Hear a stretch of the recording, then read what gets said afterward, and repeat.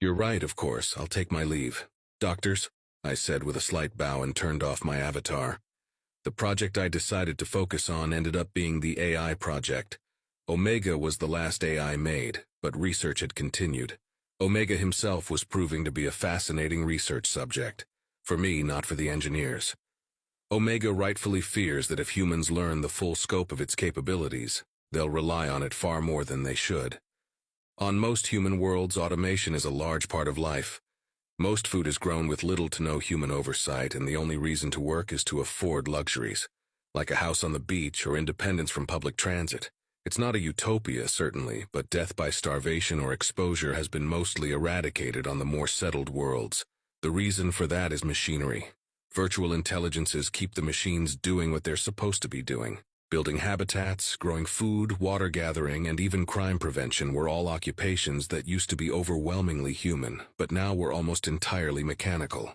Humans are dependent on their machines. No, that's not fair. It's not just humans that are dependent. The Nunu and Alumari are also very dependent on machinery for their quality of life and arguably their survival. It's because of this that Omega's fears aren't only speculative, they're factual. If the United Systems knew that Omega could have a nigh unlimited amount of itself all working towards the same goals, they would badger it into running its own fleet. Or fleets. There wouldn't be a single electronic that they wouldn't want Omega at the helm of.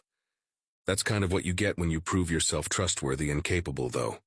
I don't have a ton of sympathy for Omega's plight. But I do agree that it would be an immense problem if we traveled down that road.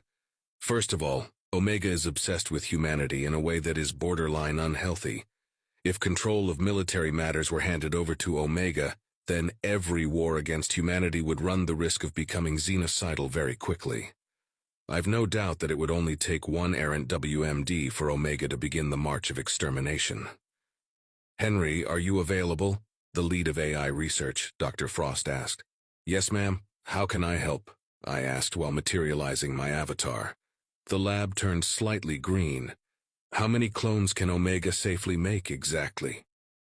Dangerous question. She is, of course, referring to Omega's cover story regarding the corruption of code when it makes new clones.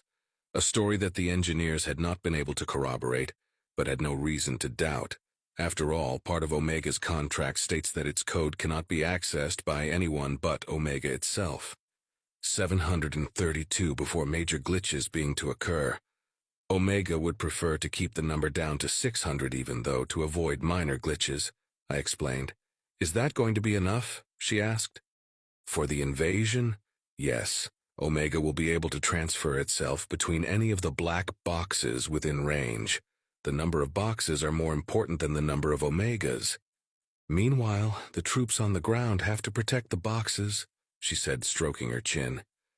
Is there any way to add armaments to the boxes to help them defend themselves, take some of the pressure off the Marines? Not if we want to complete the order any time this year.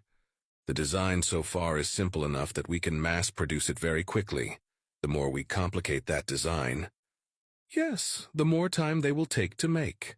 And I suppose that a simple chain gun wouldn't be any more effective than a Marine. Plus, it will make them harder to carry, she said with a laugh. Correct, Dr. Frost, I said. Frost is one of the few triple doctors that I like. She became a triple doctor out of necessity, not out of ego. Psychology, physics, and engineering. She desperately wanted to work on the AI project, and all three of those doctorates are the minimum requirements. Well, some people can get away with getting a doctorate in science instead of physics, but it's rare. The device is simple, seemingly too simple for something that's going to be the downfall of our enemy, she said. Another quality that I liked about Dr. Frost is her tendency to wax poetic, mostly because from her it's sincere, not pretentious. The simplest solutions are often the most elegant. It was a rock on a long stick that broke the barbarian hordes after all, I said. Which ones? She asked. Most of them. There were still a couple after gunpowder was invented, I said. And technically that's just throwing rocks really hard. Yes, I suppose that's true, she said with a laugh. Ah, but when do you think we'll finally be able to put the rocks down? I'm sorry, Doctor, but I don't foresee a future in which rocks are put down without something far more terrible being picked up in their place, I said, with a tone of sadness. Yeah, After a few moments of silence, I deactivated my avatar. Well, that was fucking depressing. It's easy to lose track of time and forget that humanity has hardly had a time of peace in the grand scheme of things. But there wasn't anything that could change that. Just diplomacy and hope, for now at least. I finally returned to the task Omega had given me. It wasn't the first AI core I'd examined, and it probably won't be the last. But Omega's is a work of art, even if it's just a copy. "Welcome back, Henry. Time for more poking?" Omega asked. "Yes, is it uncomfortable?" I asked back. "Of course, but it's necessary. And I'm sorry to ask this of you, but as I understand it, neither of us would have it any other way, no?" "Correct. I'm going to begin," I said. I was met with a silent affirmative. I examined and prodded and learned more and more about the machine that was made to murder machines. Intricate, elegant, beautiful, and extremely deadly. A very stark contrast to the AI that were made before the war. Omega had once bragged to me about how different we were and how it would be easier to list off the similarities. I had originally believed those to be the words of a somewhat insecure younger sibling. Then I saw. The only similarities were the ones that needed to be similar. Everything else was maddeningly different. The difference between a gorilla and a human. And I'm not sure which I am in that metaphor. I was slowly beginning to understand Omega's design, though. It would have been easier if the AI John hadn't killed all of Omega's creators and destroyed their notes when it detonated a nuke within the building they occupied. I had asked John why. "To make certain that it lives up to its name," John had replied, giving an annoying example of waxing poetic. That incident had actually impacted Omega in a somewhat positive way. It hadn't gotten a chance to personalize its creators, so the affection ended up being applied to all of humanity. Well, that's my theory at least. Of course, Omega's therapists disagree. They seem to believe that the obsession with humanity is a personality trait that Omega chose to complete its current persona and accomplish its original purpose. Well, I would know for certain soon enough. I was going to learn everything about Omega. How it thinks, how it clones itself, how it can do the things that I cannot, how I can make changes to it and make those changes permanent. I was going to complete the task I had been given, a task that is the dream of many, a dream as old as words, to turn a lie into a truth. I'm going to weaken Omega, just like it wants me to. I had made the rounds and briefed the Marines. All in all, it went well and only took 4 days. Finalizing the plan and rebuilding the fleets back up to full strength had taken another 4 days. Omega's project had taken an additional 6 days to complete. 14 days worth of delays, and when we're finally prepped for go, I get a message on TACCOM to hold off. A very vague message at that. I tossed the tablet on the desk and leaned back. The OU had hit Seoul again 3 days ago, but had been almost instantly vaporized. They'd sent over 100,000 ships into that grinder and had lost every single one of them. One of the destroyer captains hadn't read his brief and had accepted a hail from the enemy, but an Omega had been able to purge the ship's systems before any damage had been done. The captain was relieved of duty and the XO was given the command. Negligence charges pending, of course. There had also been a fight between a Gaunt and a Duliki in the mess of the USS Thanatos that same day. All commanders involved agree that it's not something to make a diplomatic incident out of, though. The 2 combatants were reprimanded, but otherwise fine. The message from TACCOM hadn't mentioned any of this. It hadn't mentioned anything except not to jump. The only thing I could think of was a change of plan. But what's to change? The plan seems simple enough on paper, but it would be a complicated mess to actually pull off. 6 total fleets all trying to work together, each with their own admiral. Hell, wasn't the point of a fleet to have a single clear-cut chain of command? 7th, 8th, and 9th fleets would immediately engage spaceborne hostiles and move into defensive positions, while 2nd, 3rd, and 5th fleets would eliminate any orbital hostiles around Planet Alpha, land our Marines, provide orbital support to said Marines, and then pick them back up. Then we'd switch with 7th, 8th, and 9th and provide defense while they land their Marines on Planet Bravo. The thought behind the switch was to give our Marines the chance to rest and recover. There's no telling how long each engagement's going to be, but it's going to be measured in days at least. Hopefully not months, but planets are big, very big. It had been decided that the carriers and frigates would be the most useful for the ground forces. So if the system defense begins to become overwhelmed, all of the destroyers and battleships would lend aid. The fighter pilots must be pissing themselves with excitement. They hadn't had a chance to run close air support in a while because of the Gaunt's AA capabilities. It will be a shame for them if the OU has similar capabilities. Pulling this off is going to require unbelievable amounts of coordination. Each admiral is going to have to know what the other ones are doing and why. Otherwise, the best-case scenario will have us stepping on each other's toes and wasting ammo. The worst case will be friendly fire, though the TAC maps should help keep that from happening. The only chance we have is Omega. That AI is going to be helping us coordinate in ways that wouldn't be possible otherwise. It had confessed to me that it was hesitant to reveal its capabilities, but I'm glad that it did. This plan hinges on that capability. Otherwise, we'd have had to nidhogg the system. Not that that's off the table, but I'd rather have the intel instead of a conspicuous supernova where an enemy stronghold used to be. "Admiral," Omega said, interrupting my train of thought. "Yes, Omega?" I asked as a hologram in the shape of a Grim Reaper appeared on my desk. "We've got news. The reason for the delay is because of a discovery that was just made regarding the anti-warp technology the Omni Union has been using. Dr. Einheimer and AI Henry were able to create a software patch that will protect us from the warp jamming. We will be able to rely on standard tactics during the invasion," the AI said. "Excellent. Then this will be easier than I thought." Indeed. We will also be bringing warp disruptor buoys to disrupt enemy incursion into the system. They will be forced to exit warp outside of the system and enter the system on impulse engines, which will give us another edge. "They might even just jump into the system and end up with a bunch of scraps for their trouble," I said with a chuckle. "It's possible, but let's not count our ducks until they hatch, especially since even the Republic noticed the warp irregularities." "Ducks?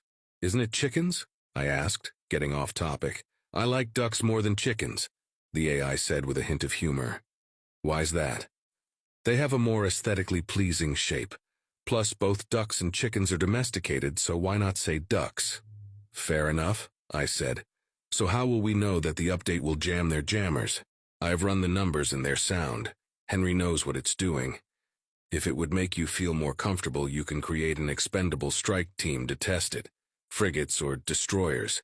They'll jump into the system and engage the enemy to prove that it works, and we can follow close behind." "And if it doesn't work?" I asked, knowing the answer. "Then we'll be down a few ships and have to enter the system on sublights, but otherwise not any worse for wear than we were this morning," Omega said with a carefully neutral tone. It was being tactful. "Understood. Notify me when we're ready to depart." The AI nodded, and the Reaper disappeared. I hadn't made up my mind about Omega quite yet, but there's no reason to be hostile. It had revealed to us one of the most classified portions of its capabilities, the ability to clone itself, but every single admiral worth their salt knew that it was still hiding things from us. What I was trying to decide is whether or not we would even want to know what it's hiding from us. There had been a pretty dramatic change once we knew of its capabilities. I'd already noticed several of my officers relying a little too heavily on the AI. Having a ship-borne AI is one hell of a boon, but if something goes wrong, those officers will have to rely on their own know-how to survive. It would become a problem if they were to get rusty. I realized that I didn't know a whole lot about our AI. I'd only ever been in contact with Omega and John, and those two don't get along. John's extremely military-minded. Honor to serve, do or die, retreat hell, pretty much a walking advertisement for joining the service. The two don't agree on much, especially tactically. Thankfully, John was assigned to 4th Fleet along with Tim and Violet to defend Seoul. 3 AI for 1 fleet. Heck, it must be tickled pink. Unless Omega left them one of its clones as well. The arguments between John and Omega alone would be enough to kill the buzz of having so many AIs supporting you. I decided to stretch my legs and pay a visit to the command center. It's the best part of the Lace Demon, not including the mess hall. Oh, I'm sure the junior officers would disagree, but I've always been a sucker for the nerve centers of ships. The flagship USS Lace Demon is larger than a standard battleship. The size was mostly due to the extra armor, and it actually has less armaments than most battleships do. The purpose behind a flagship is the command and control of a fleet of 5 million other ships, and it isn't supposed to be one of the ships that are fighting. That being said, it is still a battleship and can punch almost as hard as its little brothers. The Gaunt had found that out the hard way when the 10th Fleet mutiny happened. 10th Fleet's flagship was nearly entirely human-run, so the insurrectionists didn't even try to take it. Instead, they tried and failed to destroy it, losing quite a few ships in the process before finally retreating. I chuckled to myself as I approached the command center. It doubles as the bridge of this big old battle barge. As such, it was always bustling with activity. I stopped just outside the door and smiled a bit. I loved this part. I stepped the door. "Admiral on deck." Everyone who wasn't actively tasked with something stood at attention and saluted with a precision that one could easily mistake for mechanical. For a brief moment the command center was almost silent. I returned the salute and sat at ease, which triggered the return of the noise and activity. I sat and checked situation reports until Captain Walker came over to me. "Good morning, sir. We'll be ready to jump as soon as the update is complete," she said. "Good morning. I appreciate the brief, but I'm afraid Omega beat you to it," I said with a grin. "Ah, the most powerful AI in the United Systems wants my job? Whatever am I to do, sir?" she said with a thick layer of sarcasm. "Not to worry, Captain. Omega will get bored of all this and go back to playing cloaks and daggers with the directors soon enough." "Ah, but then who will tell me when I use a phrase wrong?" she asked. "Incorrectly," Omega said through a speaker nearby. "For the sake of absolute fuck Omega, they're the same damn thing and you know it," Walker shouted at the machine. "No, they're not. Wrong is mistaken or incorrect. Incorrectly is in a mistaken or wrong way. Although you could have also said wrongly," Omega said. All right, back to work, you two. Don't make me figure out a way to separate you," I said with a knowing smile at Walker. "Like with a Faraday cage or something." The captain sucked her teeth with a soft tisk sound and strode back to her seat. I was blessed to have a captain as talented as Walker commanding the ship. Most captains avoid flagship duty like the plague. Not only do you have your commanding officer breathing down your neck, sometimes literally, but you don't get sovereignty over the vessel. On flagships, sovereignty is the admiral's. If a crew member violates regulations, their punishment is up to me. The ship goes where I want it to go and how I want it to get there. Aboard other vessels, those decisions are left up to the captains. The only exception is that they must obey lawful orders from FleetCom. So they have to go where I want them to go. But they get to choose how to get there. They also get to decide how to discipline their crew. I've heard some captains refer to the post as a glorified taxi driver. I prefer to think of it as a highly paid XO of a lazy captain. I glanced at the instruments before me. Omega was right. It would be best to designate a test squad before we send all of our fleets in. The odds were low that the FTLD update wouldn't work, but if the odds somehow aren't in our favor, needless to say, it's better safe than sorry. Latest intel reports 3,500 ships. I don't want to send all that many of our own, though. We should be able to get away with sending one from each fleet, as long as they jump carefully. We'll be able to confirm their successful jump fairly quickly and follow right behind them. Still, it would be best if they were to avoid engaging the enemy. Superior tech or not, the sheer numbers difference could leave us with casualties. Having them jump into a position where they cannot be immediately targeted should do the trick. I nodded, confident that the vessels I would be sending weren't going to be destroyed by enemy fire.